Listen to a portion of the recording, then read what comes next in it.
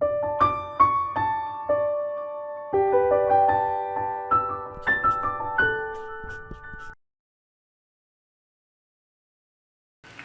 everyone, welcome to the audit and attestation class. In this class of assessing the risk and developing the planned response to those assessed risks, we'll be covering few topics. First one, statement on standard for attestation engagement. In short, we call SSAEs also.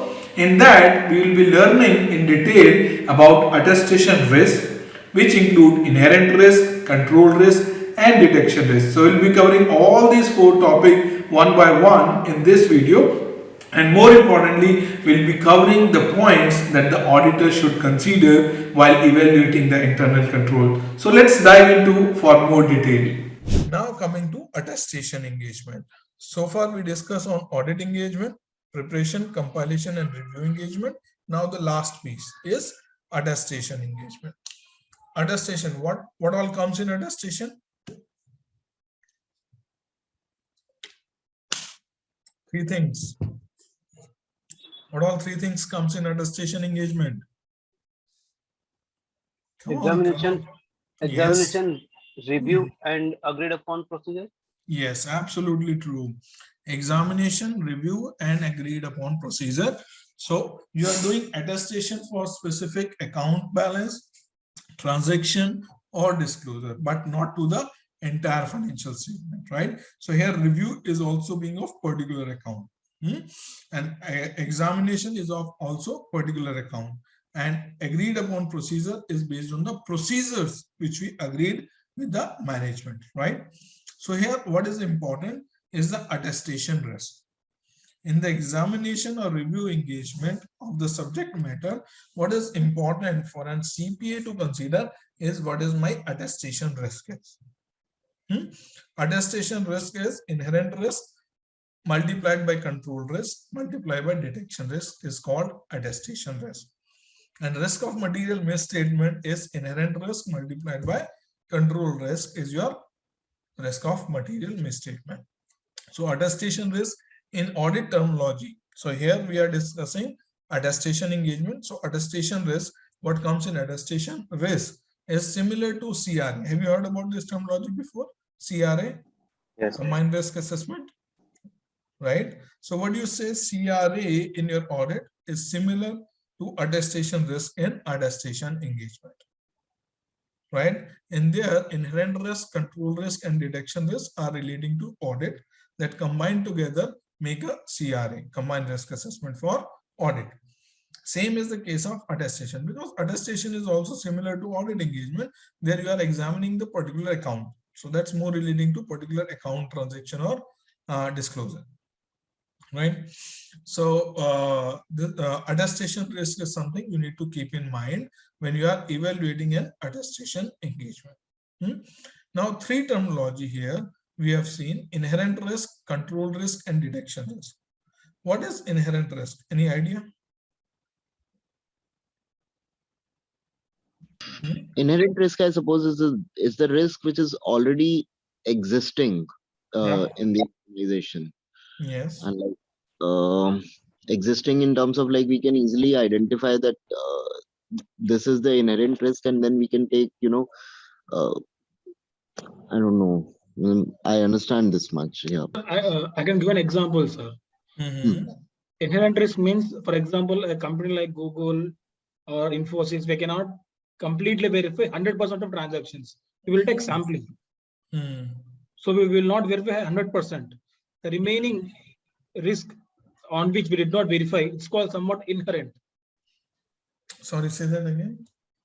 Sir, Google or any big companies, there will be a huge volume of transactions plus complexity also. So we will not verify 100% of transactions. We will verify only majority part or which are important. So there will be some risk which we left due to not non-auditing or non-verification of the things. That is called detection risk. Not due to complexity also we will leave something, no sir? No. What example you are sharing is a detection risk. That being our audit is based on sample. So there might be a lot of transactions which are not being tested. So that is a detection risk. Okay, sir. Inherent risk. Inherent risk is primarily, like, as I think I should say, that the risk associated to the business or inherent to the business, which is kind of unavoidable. Yes. So risk which is being associated with like business or particular line item, particular transaction, right?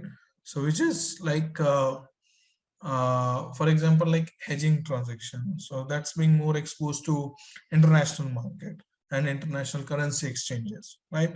Which is not in your control. It has inherent risk, like currency prices can change, right? For example, any litigation matter. So that's like, it's already an inherent risk, like you never know in which direction like court will give the decision, right? Or maybe like complex accounting, like bundle accounting, bundle of revenue. So have you heard like the company, like for example, I have also shared an example here, like a lot of technology company, when you go to buy a laptop, you will get a laptop hardware, you will get Microsoft Office inbuilt in, you will get antivirus, right? You will get the backpack as well, right? So that's a kind of bundle sale they give you with all the 4 things. And then there, in some laptop, you'll get designing card also, right? And then in some laptop, you'll get additional chips for different function. So that's a bundle sale they are making for you, right? But how to recognize the revenue? How to recognize the revenue for Microsoft Access they have given? How to recognize the revenue for the antivirus they have given? How to recognize the revenue for the software they have given? How to recognize the revenue for the hardware they have given? So it's a complex. Make sense? Like out of those total amount, let's say you buy a laptop of Apple for, let's say, $1,200. So in this $1,200, they have given you Apple laptop, they have given you iOS, they have given you access of, you can say, Word, PowerPoint, and all those stuff, right? And they have given you graphic cards, they have given you antivirus, and they have given you like some additional chips for different functionality. So they have given you everything in a bundle along with like backpack. So how do you identify how much revenue I should allocate to backpack? How much revenue I should allocate to the hardware? How much revenue I should allocate to the antivirus? How much revenue I should allocate to the software? Because some things out of these 5 for which revenue can be recognized upfront as the sale has been matured. But for antivirus and for softwares, it has to be recognized over the period of time for which you are getting the services. Right? Make sense? So there's a complexity in the nature of sales in itself. Yes, sir. Yes, 606. Yeah. Yeah, but like complexity is there, right? Makes sense. Second, for example, let's say litigation we were discussing earlier, or estimates also we were discussing, foreign currency transaction also, or maybe like you are doing like import of certain items, right? In which inherent risk is that like you need to deal in different currency and you are dependent on different country. Right? If your country relation with that country will not go well, then there might be an inherent risk that you need to close your business, or you need to look at some other alternative, expensive alternative, right? So those all things are called inherent risk, which are inherent to the transaction or nature of the business. Make sense? Yes, sir. Second is control risk. What is control risk? Any idea?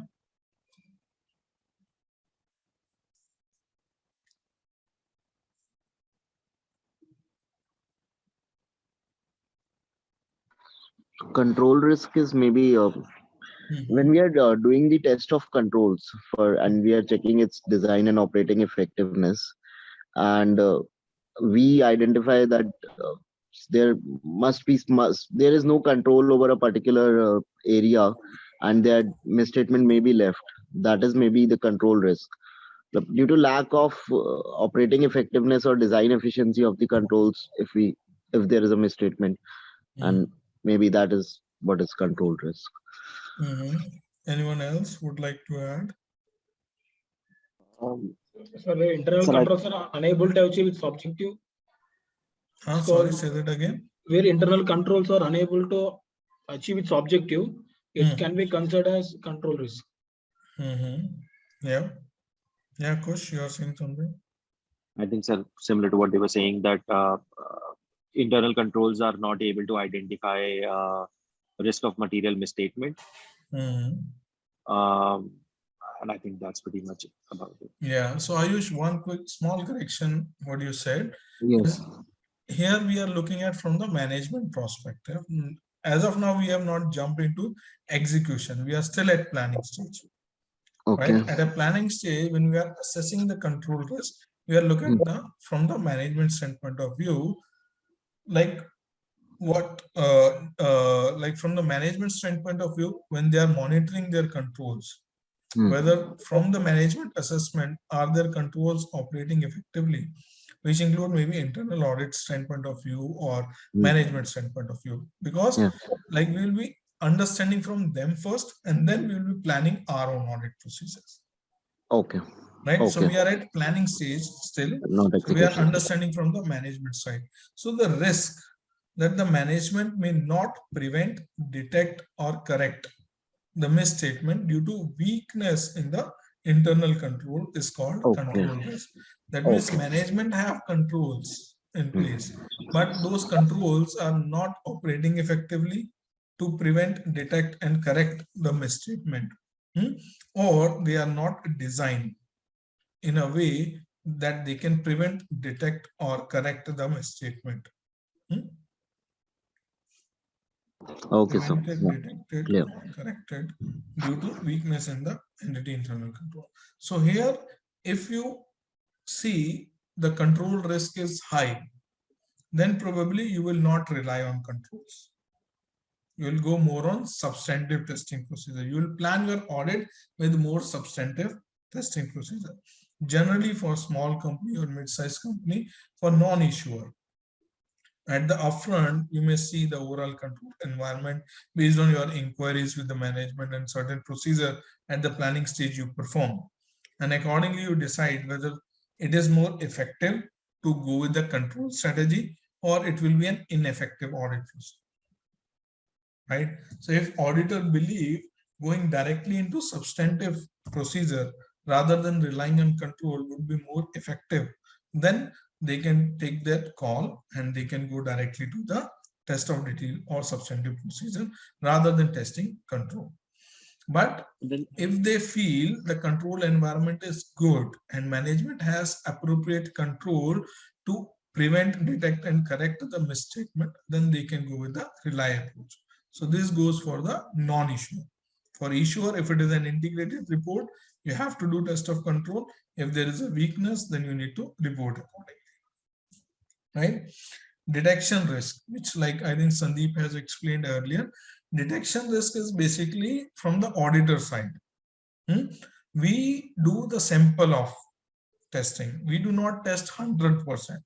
So we cannot say like everything is perfectly fine, because there is an inherent limitation in our audit that we do only sample testing, and there might be possibility our sample are correct, but other transaction may not be correct. Or there might be possibility the sample we have chosen are incorrect, but other transaction might be correct.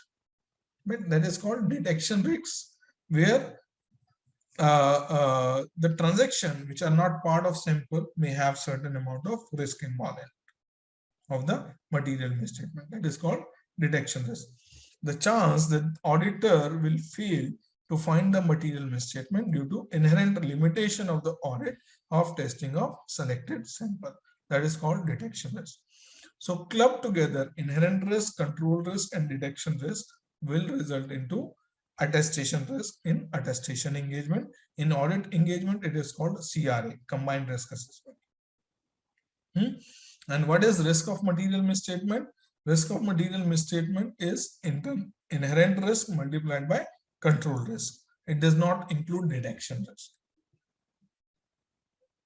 Make sense? Yes, sir. An examination engagement is similar to audit over the subject matter, right? Attestation risk is not applicable to an agreed upon procedure, because here risk is not yours. Like client is telling you to perform XYZ procedure, right? The entire responsibility is of client, not yours. Your responsibility is to perform those procedures which client has told you to perform and share your finding. So here you do not have any attestation risk. Make sense? Yes, sir. So far, Yes, sir. okay. So far we covered internal control and control environment. So now we are coming to the third leg, which is entity level control.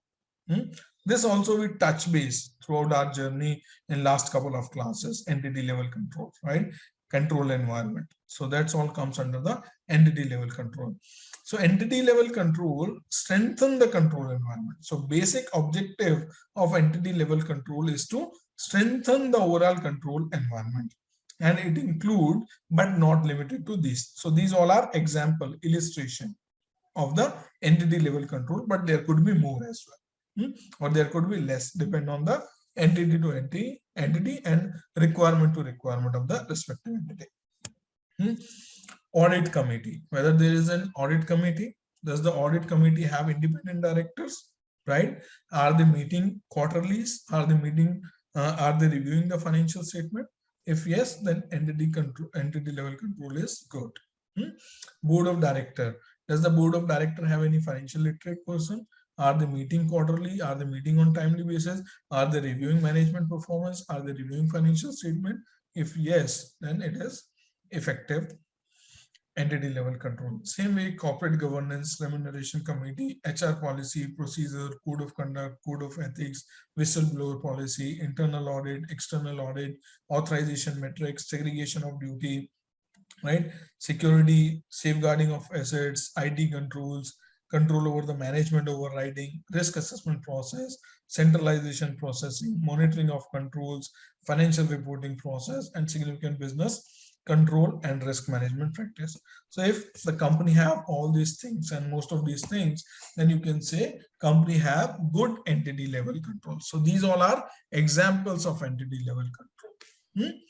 An auditor should consider the following while evaluating the entity level control. What all things like auditor need to keep in mind when they are evaluating ELCs? In short, entity level control we call ELCs, right? First is communication and enforcement of integrity and ethic values like code of conduct and code of ethics. How frequent and how emphasized that management put in ensuring the code of conduct and the code of ethics to their employees and to their team members, right? That is something you need to evaluate. Commitment to the competency. So like when management do hire, do they hire the competent people, right? Do they promote to the competent people? Do they invest on the education of the people to develop those capabilities which is required to deliver their jobs, right? This is also we need to understand. Third is participation of those charged with governance like management reporting, quarterly reporting, annual reporting, review of the management or by those by review of management or those charged with governance.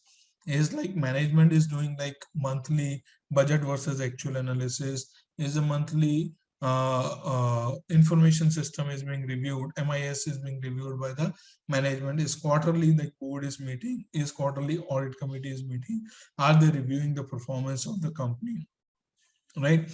D point is management philosophy and operating style, like is management very optimistic, pessimistic, or they are very aggressive. Like yesterday we were discussing about startups culture, like they are very aggressive, right? So you need to understand like the management philosophy. Are they aggressive? If they are aggressive, there might be a more chances of the risk of material misstatement due to fraud because of like pressure in the team member, like fraud triangle. If you see, there is like huge pressure to commit the fraud or commit the misstatement, right? Those all things you need to keep in mind because that helps you in developing your overall audit strategies and detailed audit plan and procedure. Organization structure, like for example, like who all are managing director, finance controller, their respective team, sales team, purchase team, inventory team, so on and so forth. So you need to understand the overall organization structure. Then only you would be in a better position to ask right question to the right person, right information to the right person, rather than asking all the information to one person. That person can manipulate. Most of the time when you go for an audit in live environment, you will see like there's a finance guy, so that will be considered as your point of contact for everything relating to audit, and he will say all the information you need from the company side, you will just ask to me. You should not directly reaching out to our production people, payroll people, cashiers, so on and so forth, right? And they can manipulate in between. What they get information from the respective team and what they produce you might be different. So you should have a free access to those respective stakeholders. So that's also you need to understand through the organization structure. Segregation of duties, authorization metrics, reporting of internal auditor, right? Whether the internal auditor is reporting to the management or it's also reporting to the audit committee, whether you are reporting to audit committee or you are also reporting to the management. Assessment of the authority and responsibility, including segregation of duty, authorization metrics, education on experiences, and human resource policy and practice, including hiring and promotion. So all these things as a CPA, we need to keep in mind. We need to consider when we are developing overall strategies for the audit, right?